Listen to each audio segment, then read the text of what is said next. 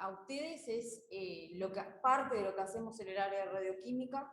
Y bueno, es una charla para que conozcan qué se hace con la radiación en Uruguay.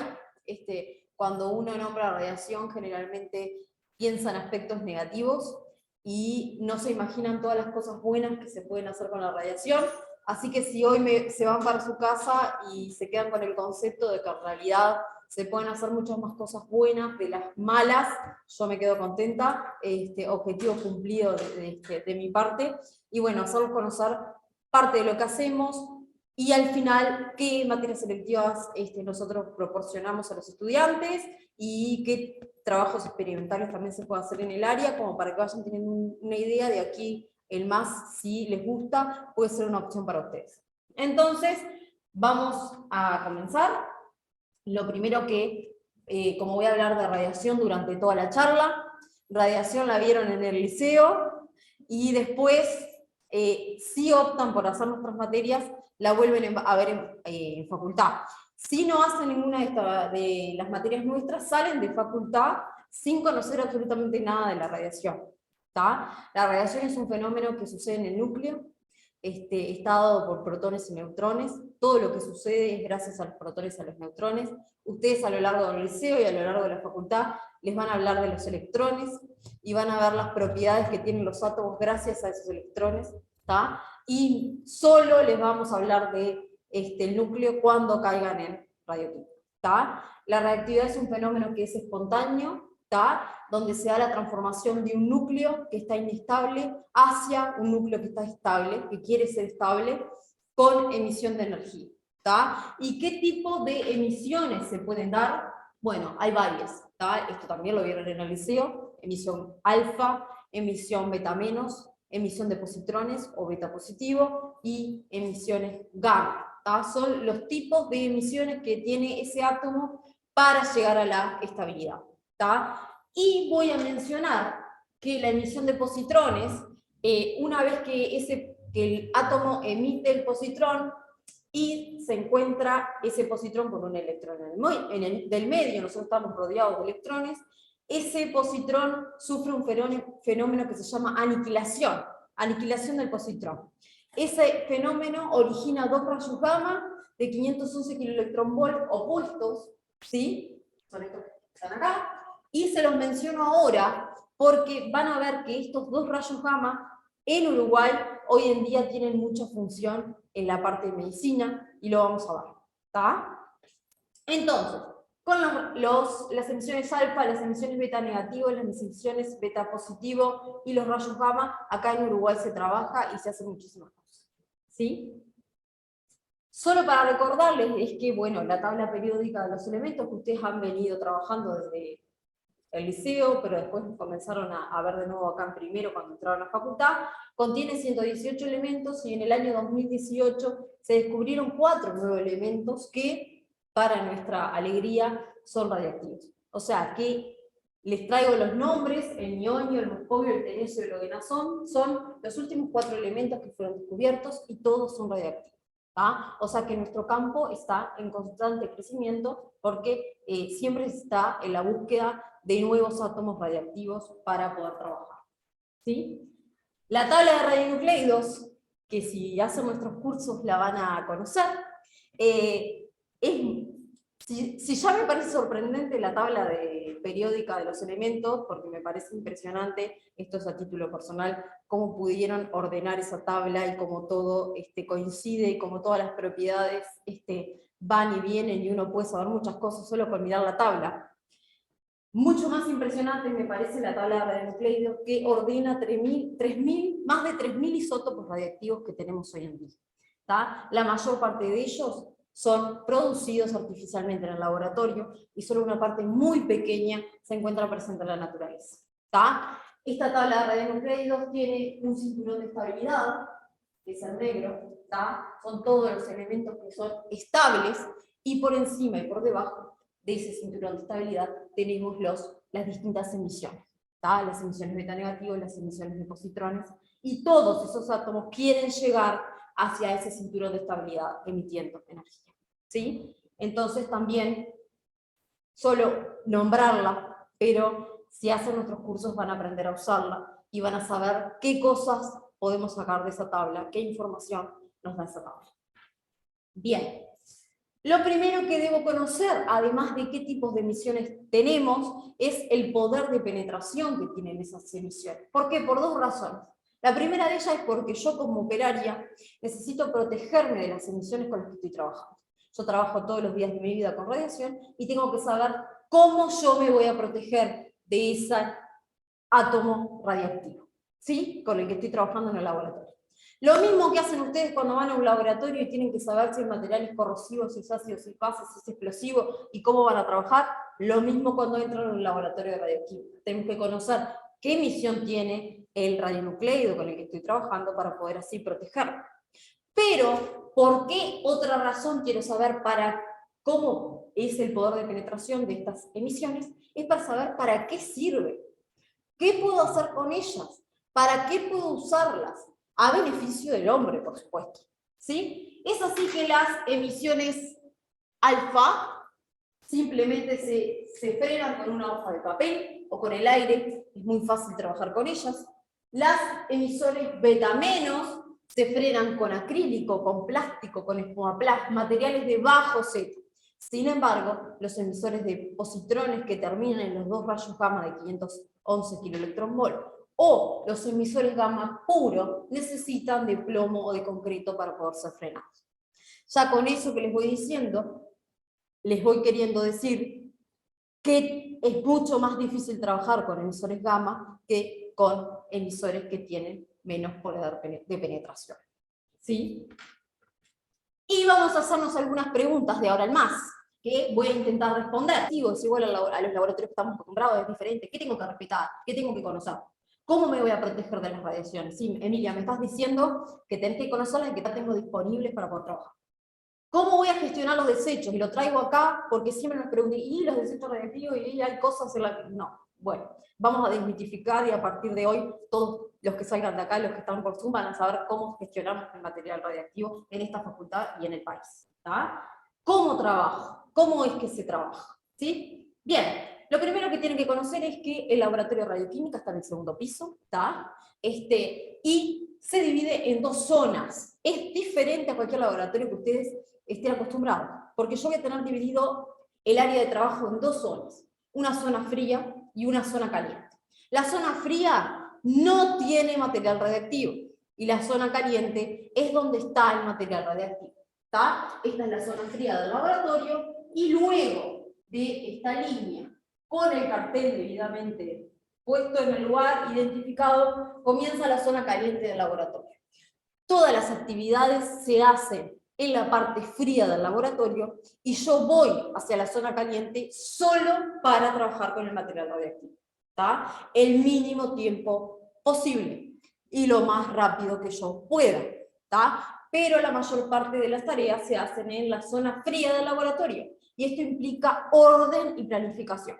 Es un laboratorio donde uno tiene que planificar absolutamente todas las tareas de manera de ir a la zona caliente lo menos que uno pueda. ¿Sí? Si voy a charlar del fin de semana, me voy a la zona fría. Si voy a conversar, si surgen dudas, si hay que hacer cuentas, me voy a la zona fría y voy a la zona caliente solo cuando preciso. ¿Sí? Ahora sí. Acá venía un video. Esto es leído como todos los de acá facultad, la zona fría y la zona caliente. Tiene un monitor ambiental, ahora vamos con el material radiactivo, el mamparas que llamamos mamparas blindadas de la radiación. Obviamente el operario trabaja con túnica y con de casa. ¿Sí? Bien. ¿Qué medidas de seguridad entonces tengo? Primero que nada la túnica. ¿Tá? Nosotros no queremos trabajar con la ropa que nosotros llevamos a nuestra casa. Para trabajar con el material radiactivo yo me voy a poner una túnica que va a cubrir todos mis brazos, o sea, lo que quiero decir es que no trabajo con la túnica remangada, sino que va a cubrir los brazos hasta el final, de manera de proteger la ropa con la que yo me voy a ir a casa. ¿Por qué? Porque si llegara a pasar que haya una contaminación del material radiactivo o algo, y llegara a tocar mi ropa de calle, yo voy a tener que dejar la ropa de calle y me voy a tener que ir desnudito para casa, porque eso va a tener que quedar en el laboratorio. Entonces, una manera de proteger la ropa con la que me voy a ir a casa es tener la túnica. Si sucede algo, va a estar la túnica. Y como mucho, quedará la túnica en el laboratorio. Pero nuestra ropa de calle va a estar protegida. ¿Sí? Lo siguiente que vamos a utilizar, obviamente, son guantes. La parte de nosotros que está más expuesta a la radiación siempre son las manos, ¿tá? Porque estamos en contacto con el material radiactivo. ¿Sí? Los lentes de seguridad los vamos a usar siempre que hagamos tareas de laboratorio comunes, como preparación de ácidos, de soluciones, etc. Pero para trabajar con el material radiactivo no es necesario lente de seguridad, ya que van a ver que trabajamos con mamparas que tienen un vidrio que protege nuestra vista del material radiactivo. O sea que en el momento de trabajar con el material radiactivo no es necesario el uso de lentes.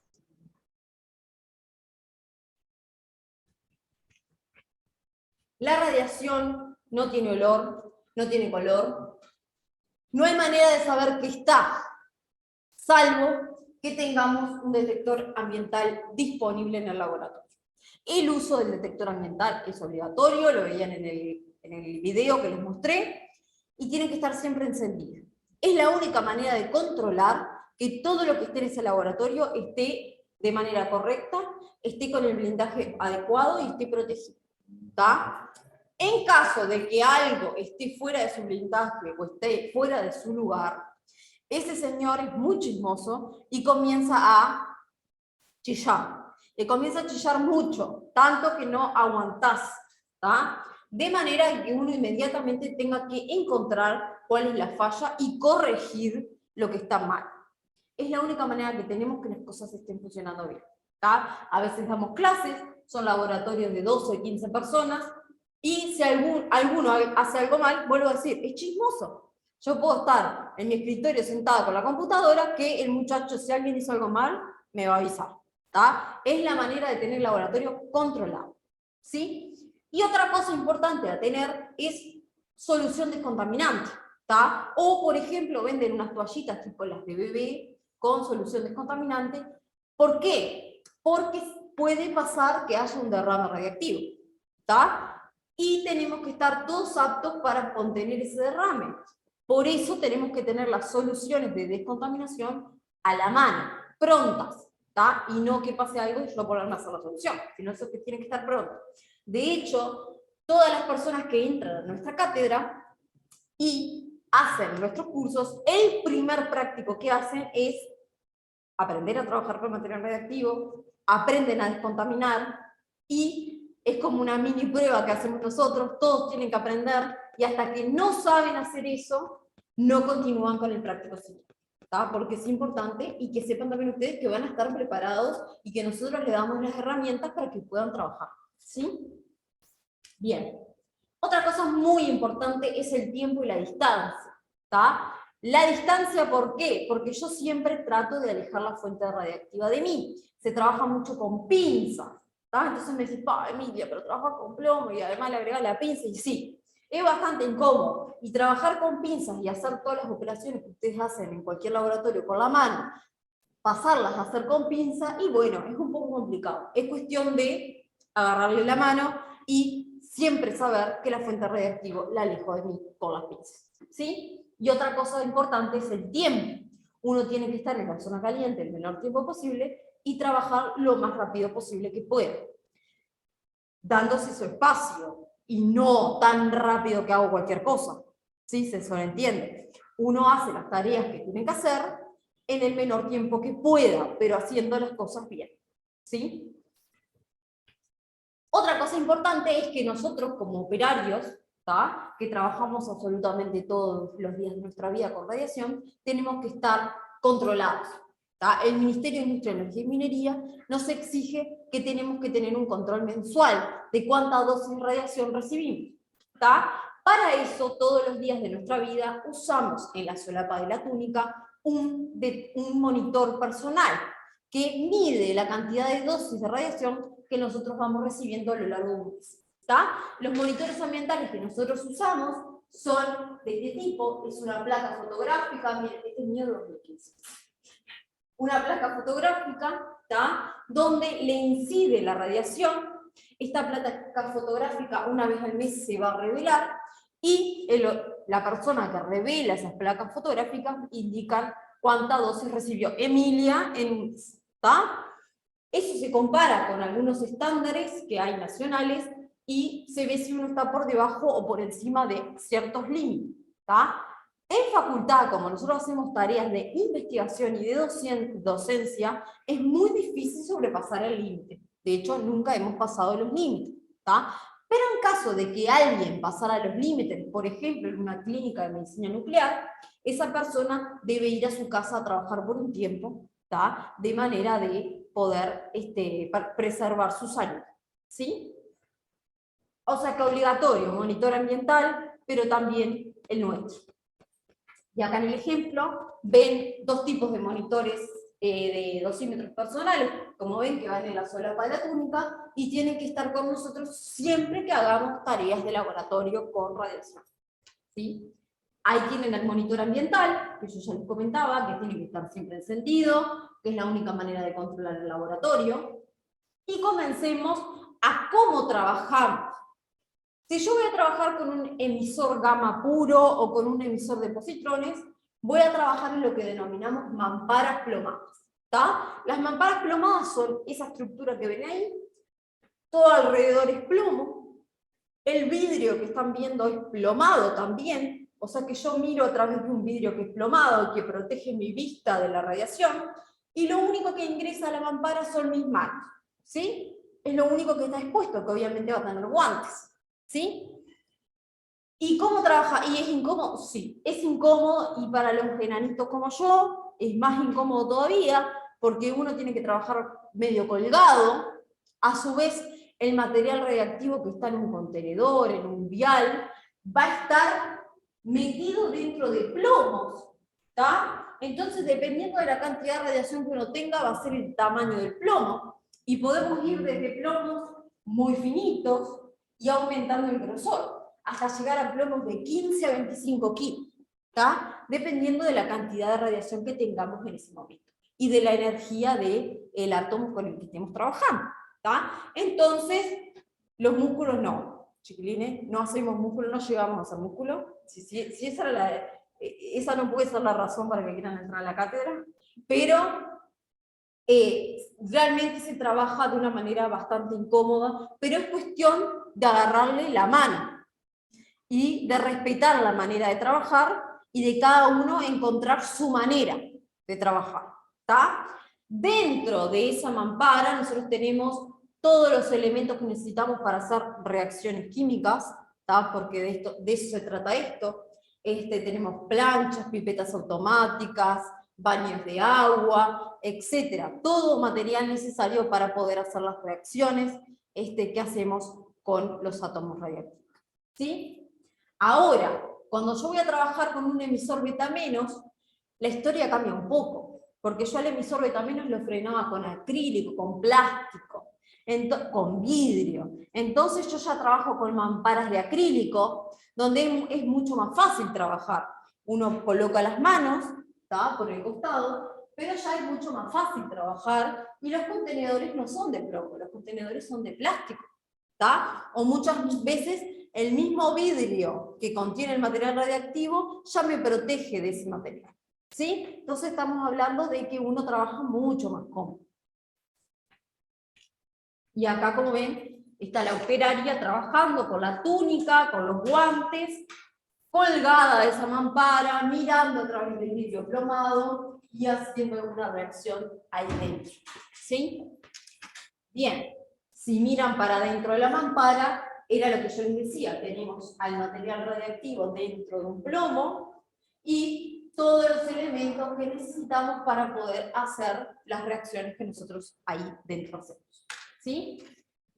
Y ahora, ¿cómo es la gestión de desechos en un laboratorio que contiene material radiactivo? Básicamente hay dos maneras. ¿Sí? La primera de ellas la vamos a usar cuando usamos radionucleidos de tiempo de semidesintegración cortos. Y cuando vos decís corto, Emilia, ¿a qué le llamas corto? Menor de 100 días. ¿Tá? Cuando el radionucleido con el que nosotros estamos trabajando tiene menos de 100 días de tiempo de semidesintegración, nosotros lo que hacemos es esperar. ¿sí? Guardamos todos esos residuos, los colocamos en un lugar debidamente identificado, ese lugar nosotros le llamamos cementerio. Me llamó mucho la atención el primer día que entré a la cátedra, ¿tá? Se llama cementerio, ahí se guardan todos los elementos que se usaron, todos los desechos, y se espera a que ya no haya más radiación.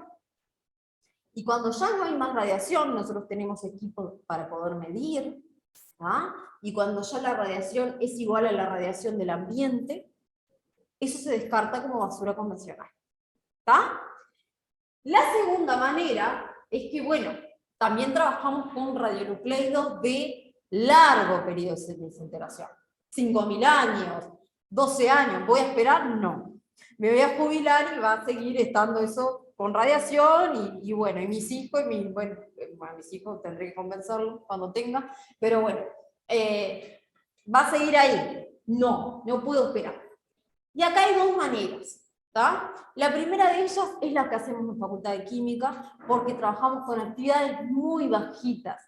Vuelvo a repetir, trabajamos en docencia y en investigación, ¿tá? La cantidad de radiación con la que se trabaja es muy poca. Entonces lo que hacemos es, todo el material que nosotros utilizamos, lo colocamos en una pileta, ¿tá? Una pileta de descontaminación. Tenemos un sistema que retarda la salida de agua de esa pileta, y diluimos todo, dispersamos todo ese material radiactivo, de manera de que a la cañería de OCE sale cantidad de actividad permitida, cantidad de radiación permitida. Esa es la segunda manera. La tercera manera es concentrar, contener y enterrar el material radiactivo. Eso no se hace en Uruguay, ¿tá? Porque quiero que les quede claro, porque después dicen, no, que en Uruguay que hay cosas derrames y no sé qué. No hay nada acá en Uruguay porque no tenemos nada para enterrar. Esa es la verdad, ¿tá? Distinto es en los países que tienen centrales nucleares y que obviamente tienen cosas que tienen mucha radiación y que la única manera de desecharla es enterrándola, ¿tá? No es el caso de Uruguay, ¿tá? En Uruguay se resuelve con las dos primeras maneras, ¿tá? De gestionar los desechos. O sea que no hay nada enterrado, chicos. ¿Tá? Existen dos tipos de fuentes radiactivas que tienen que conocer: las fuentes selladas y las fuentes abiertas. Las fuentes selladas son estos discos de plástico que, si ven al centro, tienen una gotita de material radiactivo. El material radiactivo está confinado en ese plástico y no puede salir de ahí. No hay manera de sacarlo, ¿tá? La otra opción es trabajar con fuentes abiertas de radiación. Obviamente, es un líquido que está en un contenedor con el que se pueden hacer operaciones de laboratorio. Imagínense con quién trabajamos nosotros, con la abierta, porque se pueden hacer muchas cosas, ¿sí? Me da muchísima versatilidad a la hora de lo que puedo hacer, ¿sí? Hay que tener presente que con las fuentes selladas, si uno no las guarda en el blindaje que corresponde, uno puede irradiarse. Pero con las fuentes abiertas, uno, además de irradiarse, si no las coloca en el contenedor que necesita, también uno puede contaminarse. Porque al ser un líquido, uno tiene que tener cuidado, porque uno va a hacer operaciones de laboratorio.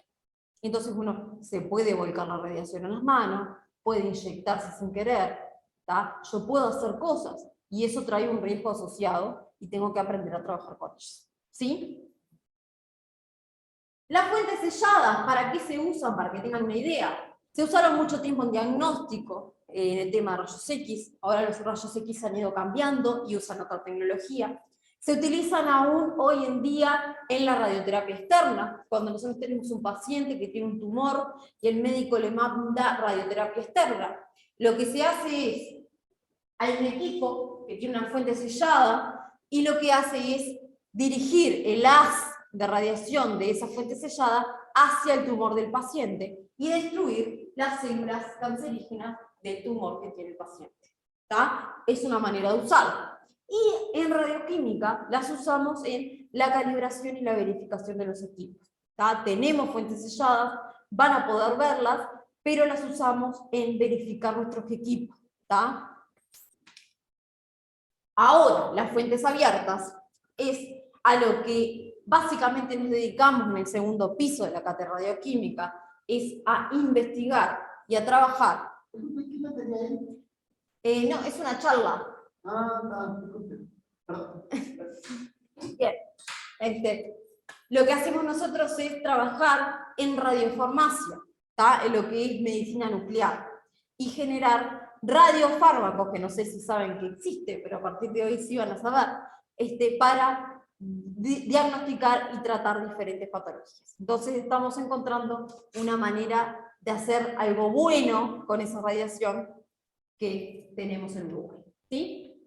La medicina nuclear es una especialidad médica que justamente utiliza las radiaciones ionizantes con dos fines.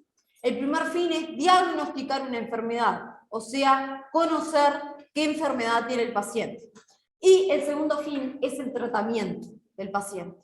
Para ello tenemos que desarrollar y sintetizar los famosos llamados radiofármacos. ¿Qué son? Los radiofármacos son preparados radiactivos que están aptos para ser administrados en seres humanos, o sea que tienen ciertos atributos de calidad. Yo soy química farmacéutica de profesión, pero ustedes van a ver que a lo largo de las diferentes carreras les van a insistir en la calidad que tienen que tener los diferentes productos que salgan de una industria farmacéutica. Bueno, esto es lo mismo. El radiofármaco va a tener que cumplir con ciertos atributos de calidad porque va a ser inyectado a un paciente, ¿sí? Y tener presente que los radiofármacos se administran a nivel de trazas y no causan efectos farmacológicos, sino que lo que se usa es esa energía que emitía el átomo para llegar a la estabilidad, yo la uso a mi favor de manera de diagnosticar o realizar un tratamiento de una enfermedad para el paciente. No hay efectos farmacológicos, no es como cuando me duele la cabeza, me tomo un ibuprofeno y el objetivo es que se me alivie el dolor de cabeza. Acá eso no existe. Se administra en tan pequeñas cantidades que no hay efecto farmacológico, pero sí yo uso esa energía, ¿sí? Entonces, con eso que yo ya les dije antes, me podrán decir qué radionucleidos o qué emisiones voy a usar para diagnóstico y cuáles voy a usar para terapia. Yo tenía las alfa, las beta menos, las beta positivo y las gamma. ¿Cuál creen ustedes que se va a usar para diagnóstico y cuál para terapia? Recuerden que una las frenaba muy fácil, las otras eran un poco más difíciles de frenar. No se les ocurre nada. A ver. Voy a admitir a alguien que está por entrar, ¿sabes? No vuelvo.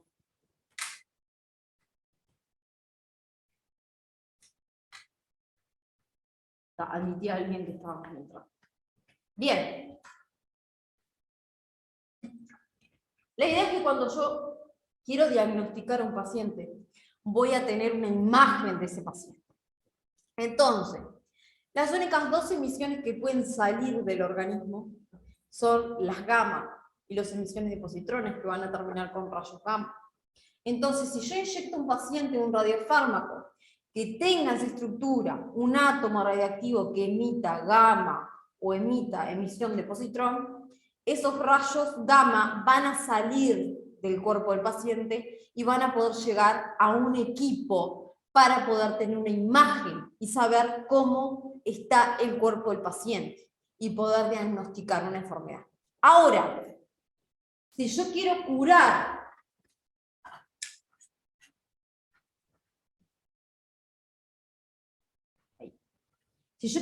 a un paciente, tratar una enfermedad, yo no necesito que esa radiación salga para afuera.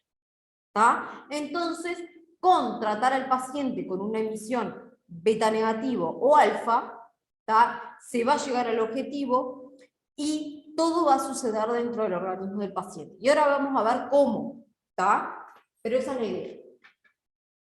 Una pregunta que siempre me hacen es, bueno, y en Uruguay, ¿de dónde sacas la radiación? ¿Dónde está? ¿Qué hay? ¿Cómo la conseguís? ¿Ya estaba? ¿Cómo es la cosa?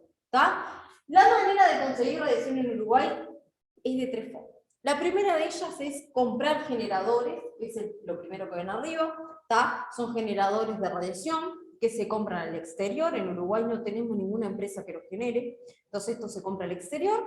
Algunos átomos radiactivos se pueden tener con estos sistemas generadores, cuando hagan materias sabrán cuáles, y ven lo que les digo, comprarlo al exterior. Y cuando digo eso, estoy diciendo aeropuertos, avión, viaje, papeleo, y todo para que estos sistemas generadores estén disponibles para los pacientes. Mucho tema de logística, que obviamente se vio bastante complicado con el tema del COVID, cuando pararon las aerolíneas, etc., porque si no hay manera de que llegue acá, no hay radiación para los pacientes, no hay manera de tenerla. La segunda opción es comprar directamente el átomo radioactivo. Por ejemplo, el 177 lutecio que se usa en CUDIM se compra desde Alemania. Alemania tiene reactores nucleares, entonces me venden ese átomo radiactivo que va a venir a Uruguay y lo que se hace es se usa para los pacientes y listo, se terminó. Volvemos a lo mismo, logística, aviones, concretar de que los pacientes estén el día de que llegue la carga, que la carga efectivamente llegue. A veces estamos hablando que a veces son pacientes del interior, entonces hay toda una logística detrás. La tercera manera es un ciclotrón. A partir de 2010, nuestro país cuenta con el Centro Uruguayo de Imagenología Molecular, CUDIM, que cuenta con un ciclotrón, que es un acelerador de partículas, que me permite generar en el momento algunos átomos radiactivos que se usan hoy en día en el país y que están disponibles desde 2010. El Centro Uruguayo de Imagenología Molecular, ahí tienen una foto, se encuentra frente al estadio, capaz que muchos de ustedes ya lo han visto, pero a partir de 2010 trajo a nuestro país una tecnología que nuestro país antes no tenía. ¿Por qué? Porque con el ciclotrón voy a generar emisores de positrones, aquellos que se aniquilaban y generaban los dos rayos de gamas de 511 kiloelectronvolt. Antes de 2010 nuestro país no podía tener eso.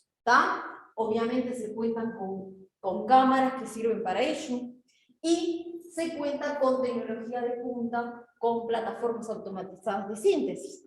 Y acá viene la parte divertida de los químicos, ¿sí?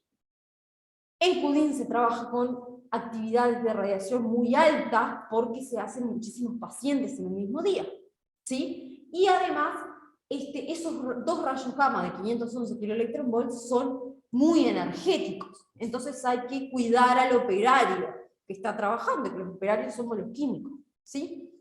Entonces se trabaja en plataformas automatizadas de síntesis. Ustedes ven, esto de acá arriba son botellitas, uno carga todos los reactivos de la síntesis para generar el radiofármaco que va a generar, ¿sí? Y cierra unas celdas blindadas con plomo, y lo único que uno puede ver es por un visor muy chiquitito cómo está la plataforma de síntesis. La reacción se controla toda a través de la computadora, a través de un software, y de esa manera nosotros obtenemos el radiofármaco rápido, de manera rápida, y protegiendo al operario de toda esa cantidad de radiación que estamos trabajando, ¿sí? Entonces, esta tecnología antes de 2010 no existía, pero hoy en día está en nuestro país y está disponible para los pacientes. Bien, vamos a ver cómo es la aplicación diagnóstica. ¿Qué es lo que se hace si yo... Algo que me quedo contenta es no permitías, donde yo puedo tener una imagen magnética, pero la única imagen que me dice la medicina nuclear, yo puedo saber si el organismo del paciente funciona bien, funciona mal, cómo está funcionando, porque yo voy a estudiar la distribución del radiofármaco en el organismo. Y ahí también está el pensamiento del químico y de tratar de generar fármacos para distintas patologías. Los radiofármacos se producen en el laboratorio de radiofarmacia, se hace el control de calidad correspondiente, todo rápido. ¿Por qué? Porque estamos trabajando con átomos radiactivos que tienen tiempos de desintegración cortos. Se inyecta, hasta ahí llegó la parte del químico, no se me asusten. Se inyecta el paciente, eso no lo hacemos nosotros. Se espera un tiempo prudencial, que eso va a depender de cada radiofármaco, y se le hace una imagen al paciente, con equipos especializados. Y esa imagen me va a decir cómo funciona el organismo del paciente. ¿Sí? Tengo en Uruguay dos posibilidades. Un diagnóstico SPECT, que se encuentra en cualquier hospital de nuestro Montevideo, y también hay en Salto y en Durazno, en el interior. Hay en Impasa, hay en, perdón, ese me Impasa viejo, en la española, en el hospital de clínica, en el italiano, ¿tá? En la médica uruguaya, ¿tá? Y tenemos un diagnóstico PET que solo se encuentra en el Centro Uruguayo de Tecnología Molecular, ¿tá? Solo ahí hay cámaras PET. Quiero hacerles entender qué otro tipo de información me va a dar este estudio. Yo soy de Florida, ¿tá? Nací en Florida y me vine a estudiar química cuando tenía 17 años. Y si yo me voy a ir el fin de semana a Florida y les pido, con el primero de los mapas, que me digan, a ver, chiquilines, díganme, ¿cómo va a estar el tiempo en Florida? ¿Me puedo ir? ¿Puedo organizar una mateada en el Prado o no? ¿O no me lo recomiendan? Y bueno, si yo les presento el primer mapa, va a estar un poco difícil que me digan con exactitud cómo va a estar Florida. Ahora, si yo les presento el segundo mapa, que está delimitado, capaz que me pueden indicar un poco mejor el estado del tiempo de Florida y me pueden decir si mis planes están acordes o no al estado del tiempo. Lo mismo sucede con las imágenes de medicina nuclear. Al paciente se le hacen 2 estudios en simultáneo. Una imagen con el átomo radiactivo, que es la imagen de medicina nuclear, y una imagen que es una tomografía computada. ¿Por qué? Porque si yo hago la imagen con el átomo radioactivo, voy a obtenerlo primero. Si hago una tomografía computada, voy a obtener lo segundo. Pero los médicos tienen la capacidad de juntar esas imágenes y tener lo que llamamos imágenes híbridas. De esta manera, si hay algo del paciente que funciona mal, yo voy a saber en el lugar exacto en donde está eso que funciona mal del paciente. Ejemplo, si un paciente tiene un tumor, yo puedo saber, el paciente tiene un tumor en tal vértebra, tal, papá. Imagínense que ese paciente va a operarse, o algo así. El médico, que es el que lee las imágenes, porque yo no entiendo nada, por suerte, es el médico nuclear, es el que me va a indicar dónde está lo que funciona mal exactamente, gracias a la fusión de estas 2 imágenes. Bien. ¿Cómo es la aplicación terapéutica? El objetivo ahora es un poco diferente. Es destruir las células causantes de algún tipo de enfermedad. Y acá está la gracia de los químicos de tratar de conseguir un tratamiento personalizado. Hacer llegar el radiofármaco solo hacia las células que yo quiero destruir y no hacia otras. ¿Tá? Ustedes saben que lamentablemente hoy para el cáncer existe algún tipo de medicación, como es la quimioterapia convencional, donde yo le doy al paciente esa medicación mata absolutamente todas las células del organismo del paciente. Por eso los efectos adversos tan importantes que sufren estos pacientes. Bueno, la idea de la medicina nuclear es conseguir un tratamiento personalizado. Si vos tenés tal enfermedad, yo te voy a dirigir el radiofármaco hacia esos puntos y no hacia otros. Y acá también es la importancia del químico, la etapa del desarrollo de un radiofármaco que esté dirigido hacia la patología que yo quiero tratar. Entonces yo preparo ese radiofármaco en el laboratorio, le hago el control de calidad, se inyecta al paciente y el radiofármaco va a dirigirse a los lugares que yo quería que fuera. ¿Sí? Cuando llegue a esos lugares, va a destruir las células causantes de esa enfermedad. ¿Sí? En el caso de tumores, tiene la ventaja de que yo no tengo por qué saber todos los tumores que tiene el paciente. Porque yo al dirigirlo, va a ir hacia los lugares que yo quiero ir. ¿Sí? Y bueno, siempre el objetivo es la destrucción de las células. Ustedes saben que la radiación causa en el organismo efectos eléctricos, cambios químicos y físicos, daños en el ADN, que terminan con la muerte celular. Que para nosotros el objetivo en la terapia es la muerte celular. ¿Sí? Bien. En resumen, un radiofármaco es una molécula que contiene en su estructura un átomo radiactivo, que dependiendo del tipo de átomo que yo le coloque, va a ser si va a ser un radiofármaco de diagnóstico, si coloco un gamma o un beta positivo, o si va a ser un radiofármaco de terapia, si yo coloco un beta negativo y un alfa. Yo lo estoy diciendo como así, le coloco un átomo y Paula me mira como diciendo, como que si fuera tan fácil. Obviamente estamos en Facultad de Química, detrás de todo esto hay una química muy importante para saber y para poder unir ese átomo radioactivo a la molécula que uno selecciona. ¿Está? Pero obviamente hoy no me hago. Vamos a ver un ejemplo de diagnóstico. 8 fluoro de desoxiglucosa es un reacción molecular absolutamente todos los días. La glucosa convencional se cambia de trazador sin tumores, ya que los tumores crecer y reproducirse puede conocer si el paciente tiene tumores, ya que, bueno, es un radiofármaco que se usa todos los días. Pero para que no se queden con la idea de que la medicina nuclear sirve solo para el cáncer, no sirve solo para el cáncer. Les traigo como ejemplo un radiofármaco que es el 99-Metagnesio-SD. Es un radiofármaco que se utiliza para estudiar la perfusión cerebral de los pacientes. Es un radiofármaco que es capaz de atravesar la barrera hematoencefálica.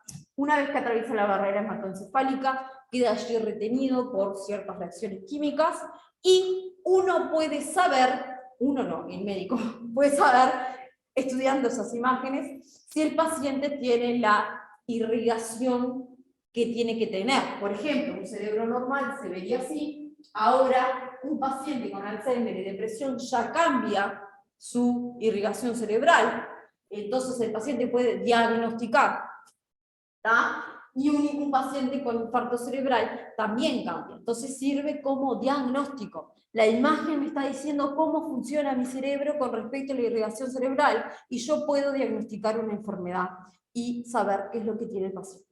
¿Sí? Otro ejemplo, para que no se queden con eso de que la medicina nuclear sirve solo para el cáncer, es otro radiofármaco, que es de diagnóstico, que se llama 99-Metagnesio-MIBI. El 99-Metagnesio-MIBI se utiliza para estudiar la irrigación, esta vez del corazón. Tiene la capacidad de llegar hacia las células vivas del corazón, y de esa manera el médico, haciendo un estudio del paciente en esfuerzo y en reposo, puede indicarme si el paciente, bueno, si tiene todas las zonas del corazón bien, si está bien irrigado, si tiene un infarto, si tiene isquemia, si tiene zonas del corazón que estén muertas, etc. Aunque ustedes no lo puedan creer, esas son imágenes del corazón que yo, por supuesto, no entiendo y no puedo explicarles. Pero sepan que existe, y la parte del químico, obviamente, es el desarrollo online. Terapia. Traigo 2 ejemplos que se hacen acá en Uruguay. Radiofármacos de diagnóstico hay muchos más. Y me podría pasar 1 hora más hablando y dando el ejemplo. Yo solo traigo un pequeño ejemplo. El iodo 131 se utiliza hace muchísimos años en Uruguay para la terapia de cáncer de tiroides o de algún tipo de hipotiroidismo que pueda haber bastante complicado.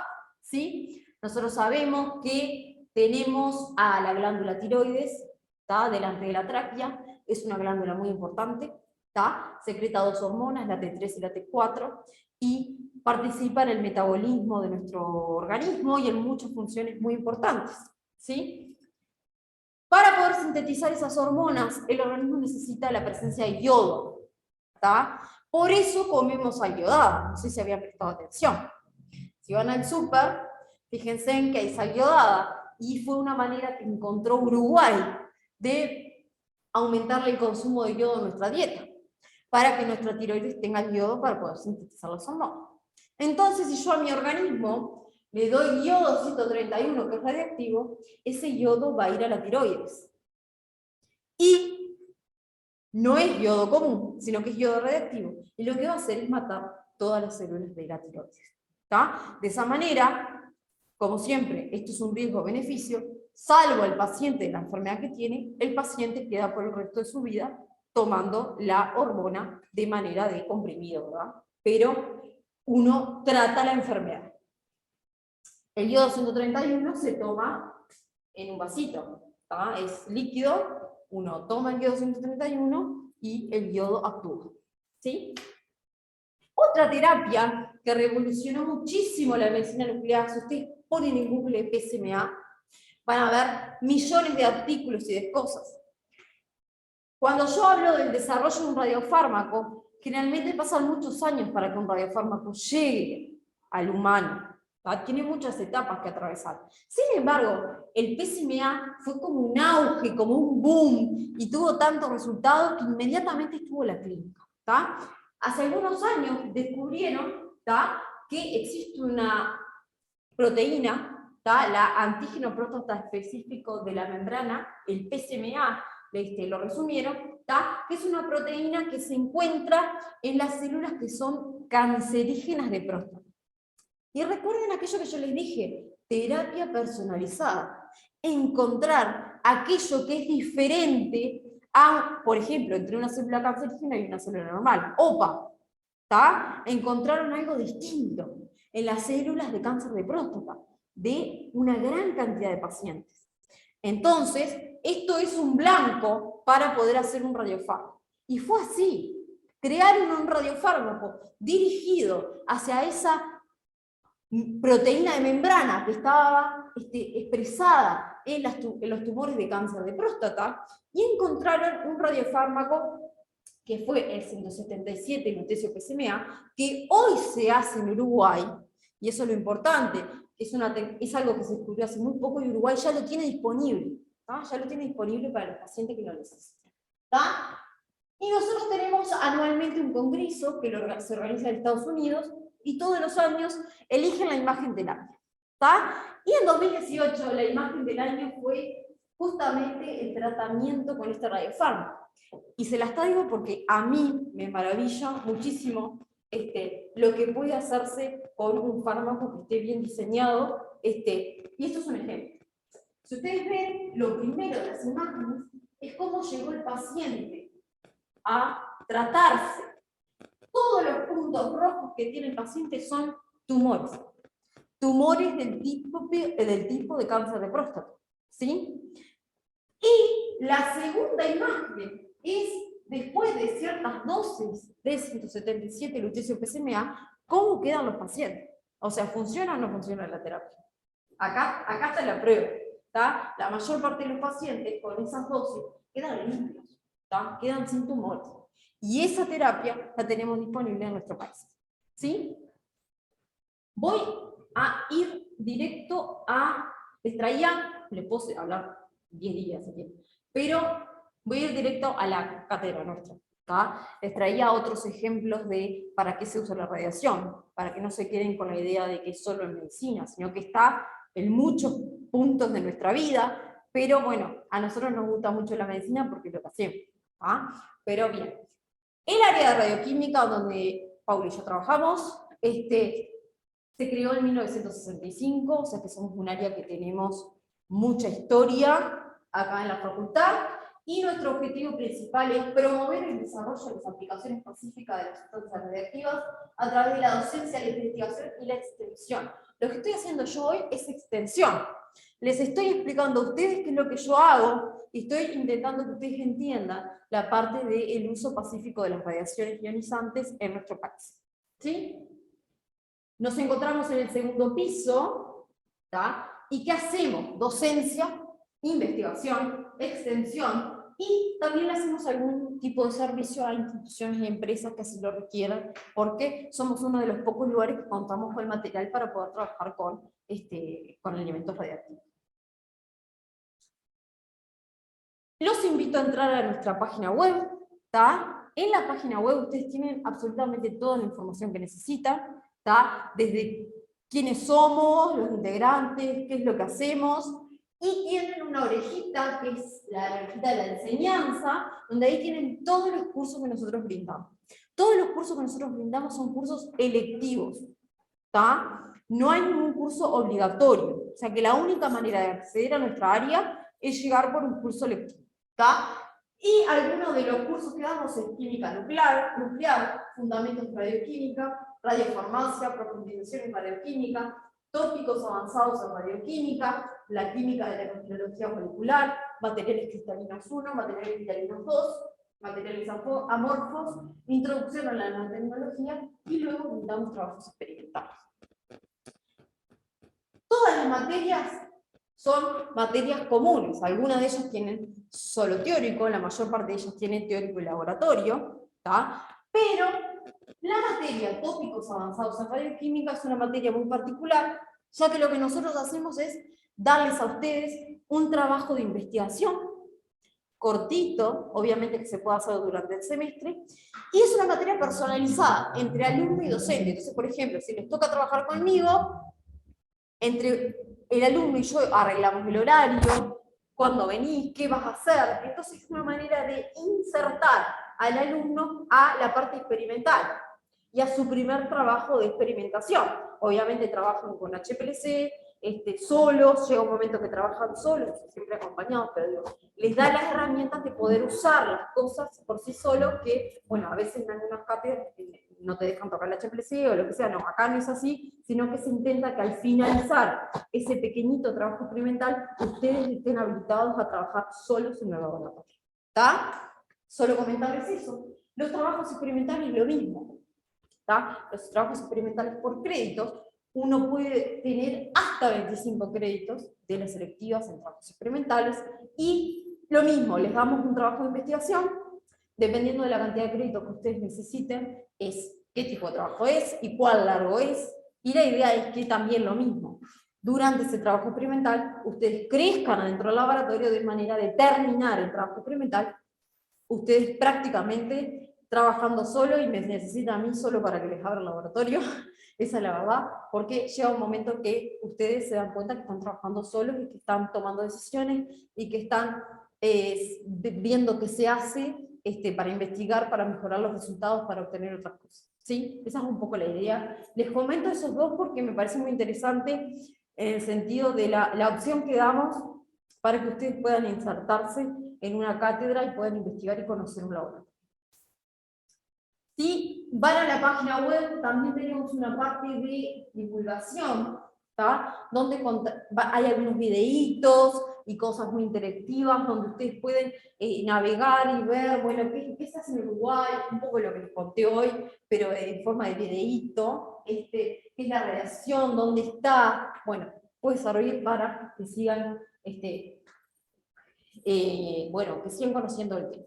En la parte de investigación, tenemos, esto es solo una partecita, pero tenemos distintas como orejitas con las diferentes investigaciones que estamos llevando a cabo en el momento. ¿Tá? Entonces ustedes pueden ingresar y pueden saber, bueno, quiénes son los encargados, qué es lo que se hace, qué es lo que se busca, y bueno, saber más o menos en qué anda rumbeada la cátedra. Es un poco la idea. También es un poco la idea del Instagram que estamos inauguramos la semana pasada, pero bueno, es un poco la idea de que la gente conozca qué es lo que hacemos, qué líneas de investigación hacemos, qué cursos damos, por qué les sirve, qué hacemos, qué les brindamos a ustedes como estudiantes.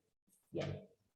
En cuanto a investigación, y para terminar, nuestra área se divide básicamente en dos partes. ¿Tá? Radioquímica tiene el segundo piso, que es donde Paula y yo trabajamos, que estamos encargados de la parte de radiofarmacia, o sea, desarrollo de nuevos radiofármacos. Y en este momento estamos trabajando en el desarrollo de radiofármacos para infección, para interacción con ADN, para hipoxia, para cáncer de mama, para cáncer de próstata, para estudios de neurodegeneración, como por ejemplo el Alzheimer, eso lo hacemos en conjunto con el Centro Uruguayo de Imagenología Molecular, y también para radiofármacos de terapia. ¿Tá? Eso es lo que está hoy en día en curso. ¿Tá? Y después tenemos radioquímica del subsuelo, ¿tá? Que se encarga de experimentar o desarrollar líneas de trabajo en cuanto a materiales que mejoren la detección de la radiación. ¿Tá? Es tan importante tener la radiación como poder detectarla. ¿Tá? Entonces, nuestro grupo de trabajo, tenemos algunas personas dedicadas al estudio de esos materiales y de mejorar esos materiales, mejorar entonces la detección de la radiación. ¿Sí? O sea que son dos líneas que ustedes pueden enfocarse. Y para terminar la charla, quiero comentarles cómo es que uno desarrolla un radiofármaco, para que se vayan con esa idea. Bueno, primero que nada uno tiene que decidir una patología, tiene que encontrar la patología en la que quiere estudiar. La radiofarmacia es una ciencia que es muy cambiante. Acá en Uruguay somos bien poquitos, por decir 50 como mucho, 50 personas, 60 personas, estamos todos somos una gran familia, diría yo. Entonces uno está a la expectativa como químico de qué es lo que necesita el médico nuclear para sus pacientes, qué es lo que hace falta. ¿Tá? ¿Qué es lo nuevo que se necesita? ¿O qué es lo nuevo que se hace en otros países que Uruguay necesita? ¿Tá? Que tenemos que traerlo a tierra uruguaya, ¿tá? A suelo uruguayo. Bien. Entonces, cuando uno decide la patología que va a estudiar, uno tiene que estudiar esa patología. ¿Tá? Y yo, durante mi tesis doctoral, trabajé en el desarrollo de radiofármacos para cáncer de mama, y por supuesto que tuve que estudiar el cáncer de mama.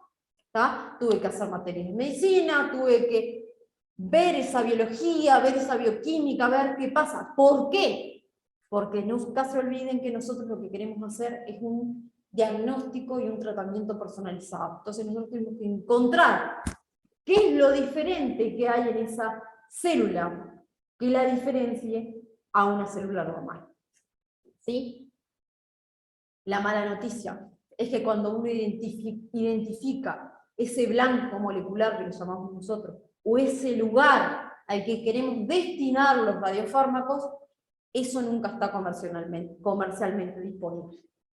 ¿Tá? No lo podemos comprar.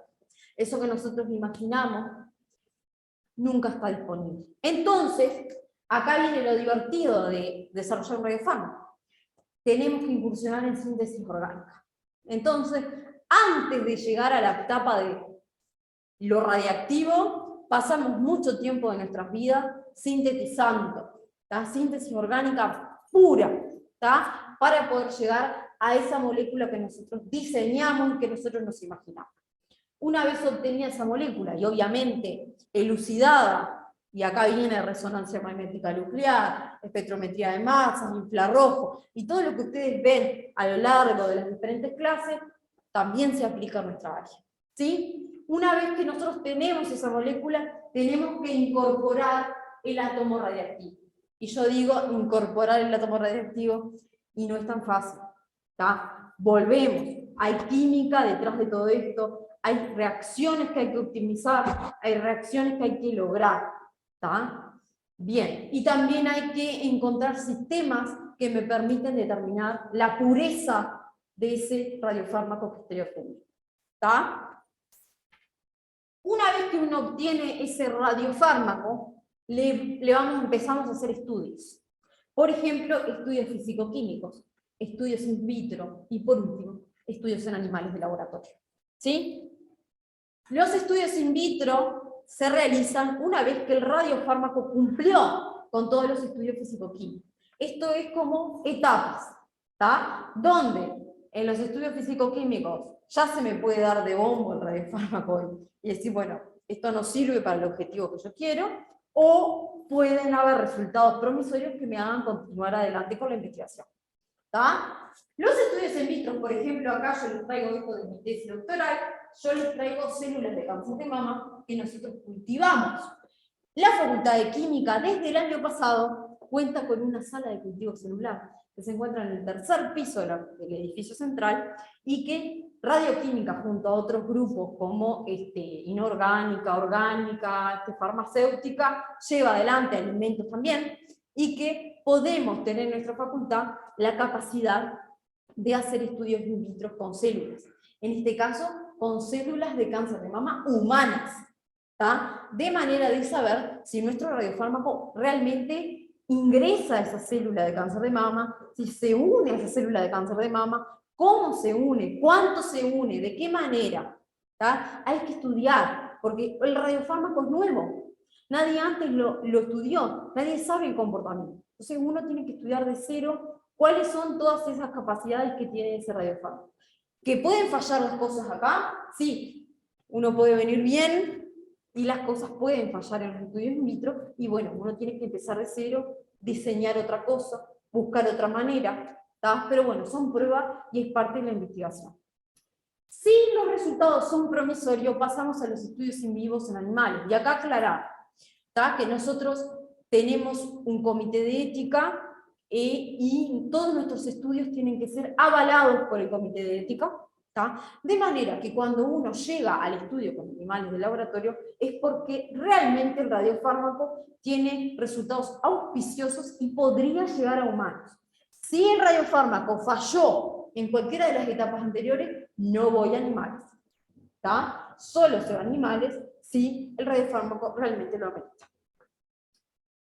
Los ratones tienen en su cola una venita muy finita, es por esa venita que nosotros les damos el radiofármaco al ratón, esperamos un tiempo de biodistribución, y acá tenemos dos opciones.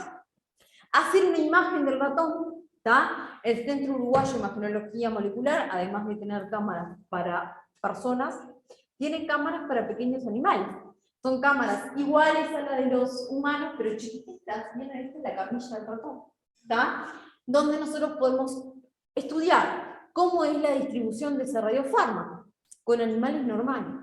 ¿Por qué? Porque yo no sé nada del radiofármaco. Yo tengo que empezar a conocerlo de cero. ¿Por dónde se elimina? ¿Cómo se elimina? ¿A qué órganos va? Bueno, Emilia, pero vos me dijiste que querés ir a donde vos lo querés dirigir. Sí, pero yo necesito saber qué es lo que pasa en la realidad. ¿A dónde va? ¿Cuánto va? ¿Tá? La otra opción es hacer biodistribución de los animales. Uno saca los órganos del animal y los mide. Esos órganos van a tener actividad, van a tener radiación. Entonces yo puedo saber a dónde fue. Fue a la sangre, fue al hígado, fue al músculo, tanto, cuánto, por qué, se elimina por orina, se elimina por intestino, y lo empiezo a conocer ese radiofármaco. Una vez que yo lo conozco con animales normales, lo que nosotros conocemos la farmacocinética de ese radiofármaco, podemos pasar a animales que tengan la enfermedad que yo estoy estudiando. En el caso de mi tesis de doctorado fue los animales con tumores de cáncer de mama. Trabajamos con ratones New, los ratones New tienen una mutación que no tienen timo, entonces estos ratones no generan sistema inmunológico, entonces uno puede inyectarle células de cáncer de mama humano y el ratón no las rechaza. De esa manera, luego un tiempo prudencial, obtenemos tumores, si ven acá, ese tumor es un tumor de cáncer de mama humano que está en un ratón. Y de esa manera, nosotros, al tener esos ratones, inyectamos el trazador, el radiofármaco en estudio, esperamos un tiempo, y una vez más, o obtengo una imagen, o directamente saco los órganos y mido la actividad. ¿Y a dónde quiero que vaya la actividad? Al tumor. Eso es lo que yo quiero. ¿Qué es lo que pasa? Y bueno, depende. Si los resultados son buenos, se continuará con los estudios de manera de poder o de ver si este radiofármaco pasa a humanos, o si el radiofármaco no va al tumor, chiquilines, empezamos de cero. Que eso también es algo que puede pasar y es parte de la investigación. Bien. Solo para terminar, quería comentarles que el espacio interdisciplinario de la Universidad de la República lanzó un congreso, es un congreso de COVID-19. Me pidieron que les pase el dato porque es un congreso que va a ser gratuito, y que va a hablar de muchísimos puntos de la pandemia.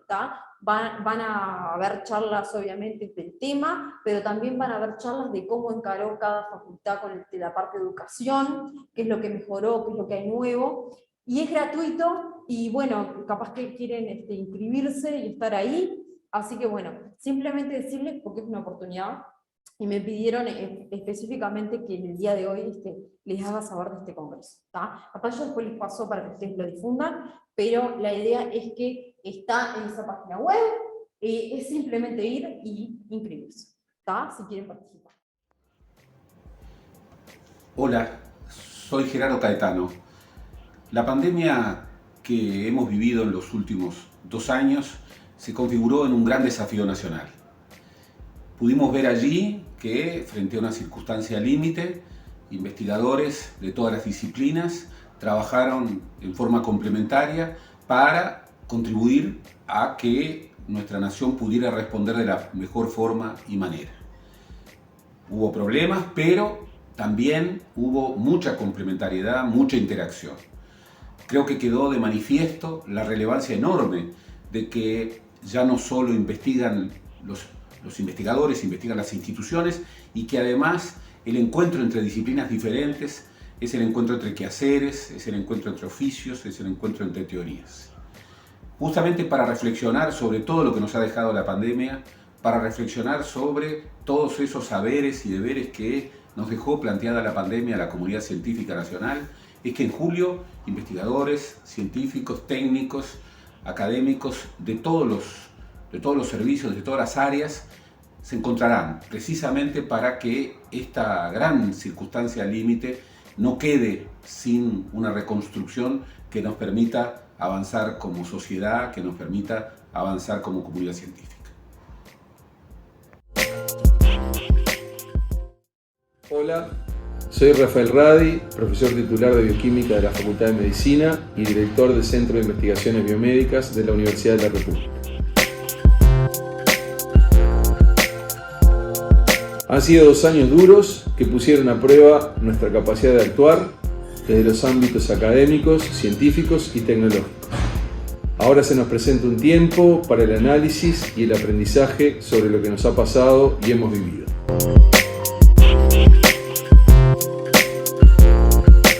Hay un espacio de intercambio académico e interdisciplinario del 26 al 29 de julio en el que todas las disciplinas, organizaciones y profesiones están convocadas a sumar su perspectiva. Porque todos hemos sido parte de esta época compleja y desafiante. Si querés contribuir con un aporte que suma a este proceso, está el espacio para hacerlo.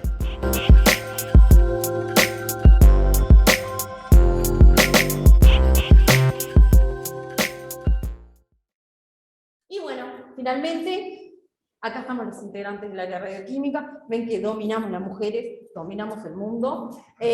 También dominamos el área de radioquímica, ¿tá? Y bueno, nuestra página web, para que la tengan presente, por si quieren mirar qué es lo que hacemos y estar al día de nuestros cambios. Nuestro Instagram, que está nuevecito, pero necesitamos seguidores. Y bueno, si no, estamos en el segundo piso, a las órdenes siempre, para cualquier consulta que necesiten, y espero verlos en los cursos.